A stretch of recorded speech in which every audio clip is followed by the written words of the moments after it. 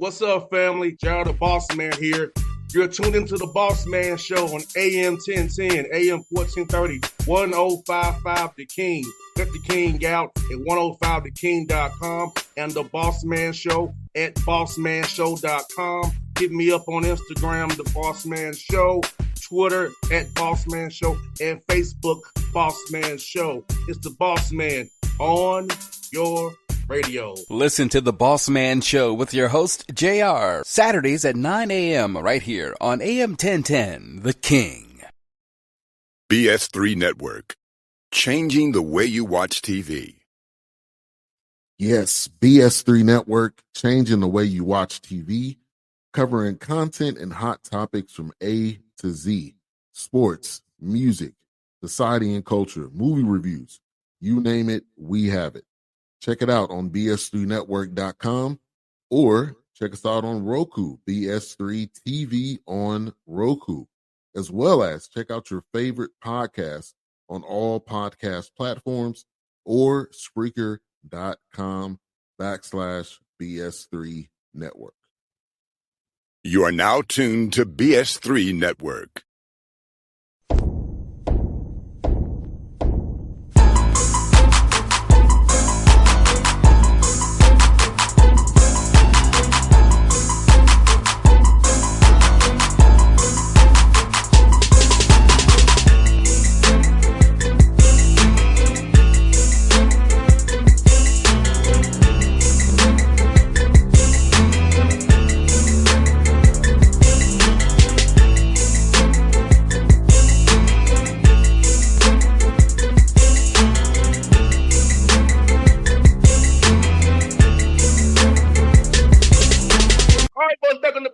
Show going to Louisiana Monroe, the Warhawks. Coach Ryan Cross, he's back home now in Monroe. Coach, good to talk to you, brother. How you doing, man? Doing good. We're getting our guys on campus, and we got 14 new players. So it's been a whirlwind. I tell people all the time I feel like I've been drinking out of a fire hose for the last couple months. But 14 new players. I feel good about what we brought in. But obviously when you have a whole new roster, there's a lot of work to do. You're bringing in guys that have played for different coaches, and you got to kind of, teach them how you like to operate. And we're just hitting the ground running. We're really going to try to get some good work in this summer, try to lay the foundation for how we want to operate, how we want to compete, some of the things we want to do. Just to get these guys up to speed so that, when we hit November, we're a functional team. Hey, Coach, how much do you decide to put in install offensive, defensive wise, and also getting guys better? So kind of letting guys play, see what you have. So how you balance trying to figure out not overload them too much right now in the summertime and try to get a feel for what you have and get these guys kind of know the Monroe way going forward?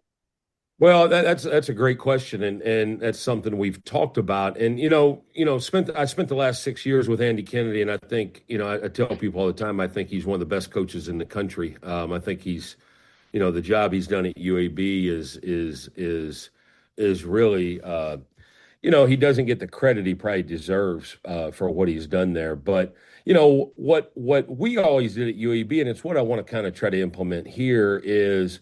We tried to teach them how we like to operate, establish kind of a culture, a program of work, and, show them how we want to work, how we want to operate, how we want to conduct our business in the summer, lay the groundwork for how we like to compete.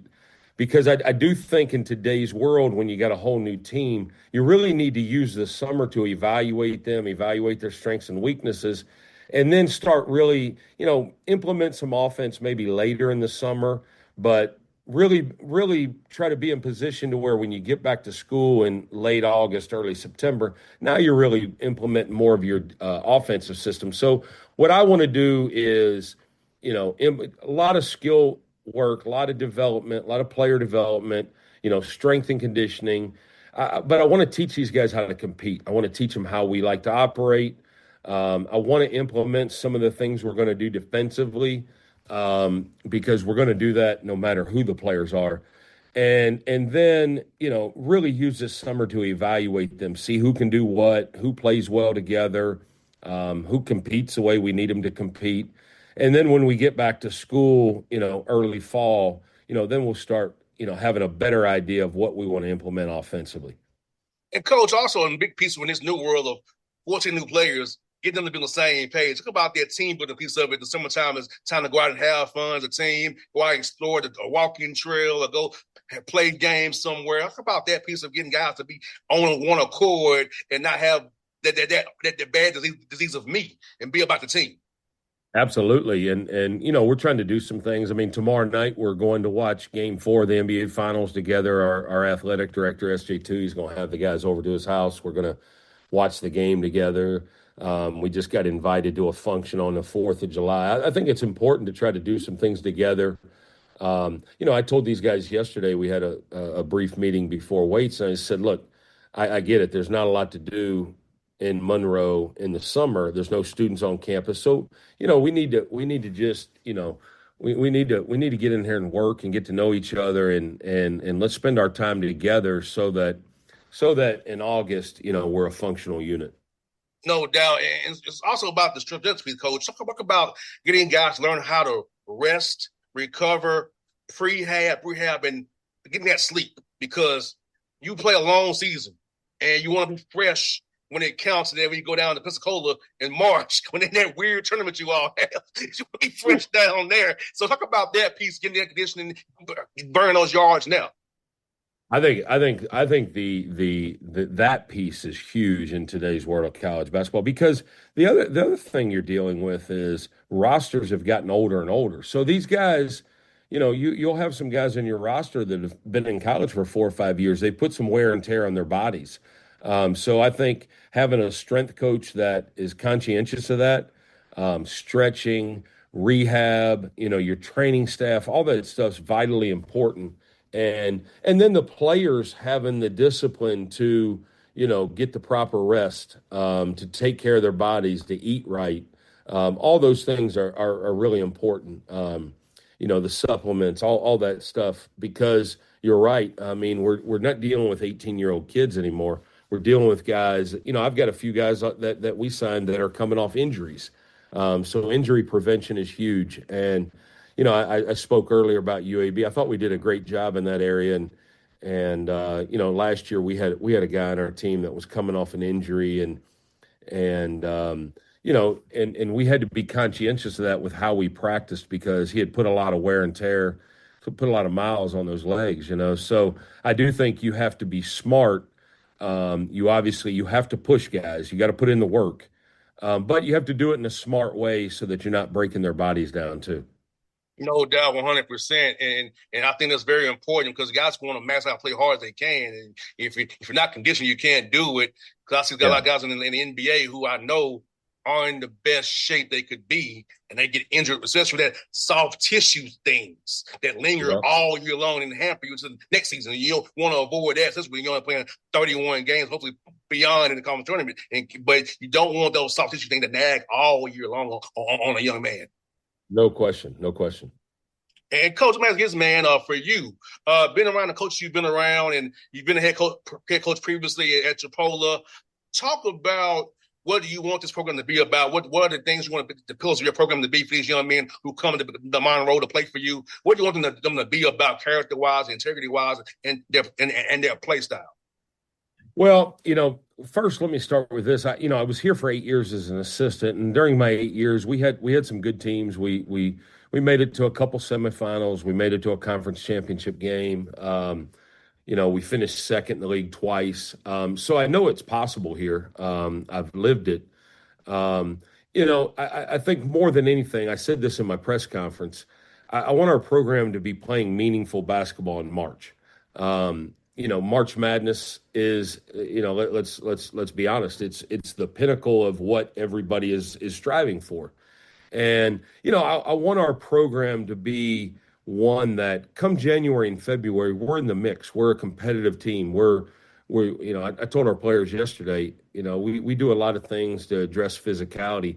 We need to be a team that when you come in here to play, the opponent feels us. And So I want to establish a program where we play with a certain level of physicality. We win the margins. When I say win the margins, we rebound the ball. We don't turn the ball over. We get to the free throw line. We do things that lead to winning. And I think if we do that and we get, like-minded people in here and we get the right guys, he who has let's address the elephant in the room. Everything's talking about rev share and NIL now.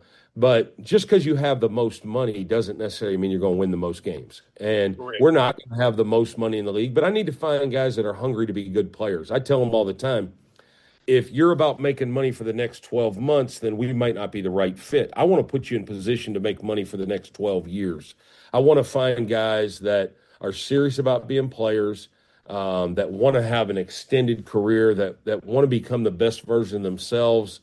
And I want to put them in position where when they leave here, whether that's 1 year, 2 years, 3 years, 4 years, whatever, when they leave here, they're in a better position than they are when they get here. I want to help them get better. I want to help them, build a career that's sustainable. And I think that's important. It's one thing we really tried to do at UAB. I look at like a Yaxel Lindeborg. Yaxel could have left after 1 year. He stayed for a second year and really took his game to another level. And then now you see the proof in the concept is a guy that's going to be a lottery pick here in the NBA draft. So that's what I'm looking for. I'm looking for guys that are hungry, guys that are looking for an opportunity, guys that want to get better, guys that want to put the work in. And I think if we do that, collectively, we'll have a winning program, and then our guys ultimately will achieve some things beyond ULM. And what's beautiful about Monroe is there might be a small community, but it allows you to focus. Absolutely. It allows you to focus. Because that's something that I talked about with my friend. I went to Tennessee State. I was in Nashville. He went to UT Martin. I said, Martin, all you got in Martin is basketball. Books and basketball. I had Nashville. I had Vanderbilt down the road to go hang out. And I was distracted. You was in Martin. You talked about John Cremens earlier. His guys are going to have plenty of distractions. So I hope they're distracted before we play them. But in Monroe, man, Coach, you can really focus on your game, really go about getting better because not much to get you in trouble in Monroe. I don't believe that was kind of my message to the guys yesterday. Hey, there's not a lot going on in the summer, so let's put in the work. Let's get in this gym and let's make ourselves better and let's put in the work. No doubt. In the Sun Belt, man, is a tough league, man. A lot of quality teams from up and down. So let's talk about being a very competitive league with a lot of quality coaches. My guys coming into the league, I think Louisiana Tech is coming to the league. My man Talvin Helston and those guys. So let's talk about this. That's definitely your league from top to bottom, man. That's one thing.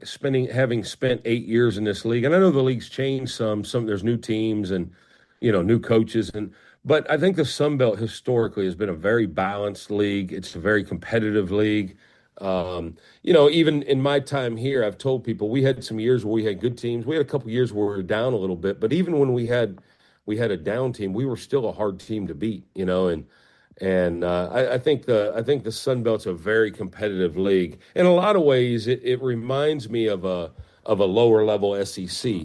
Everybody's hard to beat. Everybody's got athleticism. Everybody's got talent. I know there's some very good coaches in the league. And then, last year Troy won the league, and then I think there was a 6-way tie for second place. So that just speaks to the balance. What we have to do is we got to make sure we get up there in that mix, and we're not the team at the bottom of the league. That's certainly the goal. That's unacceptable. So that's what we got to make sure is that we put ourselves in that mix. So people, when they talk about the balance in the league, they're talking about us as well. No doubt, 100%. And Coach, do you feel like with your league being such a good near-major league, Group of 5 league, that you can recruit nationally? Because I feel like the Sun Belt will get guys' attention and know that guys can go pro from the Sun Belt, whether it be in the NBA or overseas, about just knowing the quality of basketball. If you put in the right work, as we talked about earlier, you can get you a 10-year career overseas somewhere. Absolutely. Just when in my time here as an assistant, I mean, we've got guys that are still playing and doing very well. Majuk Dang, who led the Sun Belt in scoring for us here when I was an assistant here. He played in the last Olympics for the South Sudanese team. We got multiple guys that are doing very well overseas.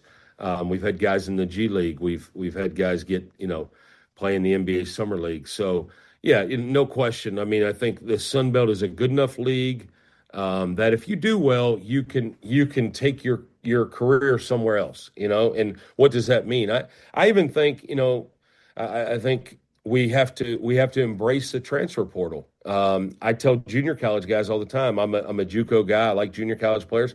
Hey, come here and play your way to a better situation. I'm all for it. I think that's just the bottom line. That's the age we're living in, and I think that guys want to put themselves in position to better themselves, and we got to embrace that. And if a guy comes here and he does well and he plays himself, I use Yaxel as an example. I mean, Yaxel had 1 year of eligibility left. He did great things for us at UAB, and he had an opportunity to go to Michigan, and that was great for him. He profited from it financially. He won a national championship. He put himself in position to be an NBA draft pick. So I'm all for just trying to help these guys become the best version of themselves and put themselves in position to be in a better place than they were when they got here. Got two more for you, Coach. I'm gonna ask you this. I have to ask this question of coaches, man. When did you decide you want to get into coaching? Like, when did you get that bug at the coach? Well, I was no different than a lot of guys. I when I went to play in college, it didn't take me very long to figure out my NBA prospects were not very bright. I kind of always knew I wanted to be a coach. I was blessed. I grew up in Canton, Ohio. I played for a great high school coach. I was just a basketball guy. I didn't play any other sports. I always knew I wanted to be a coach, but really when I got into college, I knew I wanted to be a college coach. I remember, as a younger kid, I always thought I'd be a high school coach and, live in Canton, Ohio the rest of my life. And once I got into college, I realized, my ultimate goal was to be a Division I head coach. And, it's been a long, hard road, 31 years in this profession to get to this spot, so. But I appreciate my grind. I've been a head coach at the junior college level. I spent 5 years as a high school coach, and then 18 years as a Division I assistant. So I've had to kind of grind my way through this profession, and sitting here today with an opportunity to be a Division I head coach, and I don't take that responsibility lightly.